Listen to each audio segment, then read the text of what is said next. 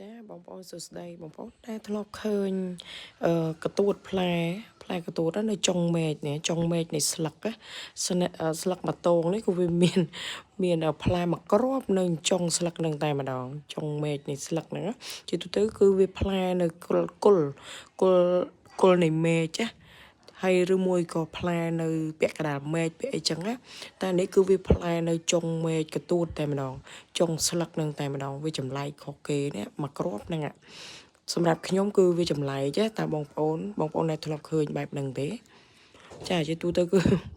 វាផ្លែតែគល់មេឃនេះឯងតែឥឡូវនេះវាមកផ្លែនៅចុងស្លឹកនេះវិញចម្លែកខ្លាំងមែនតើបងប្អូនអើយ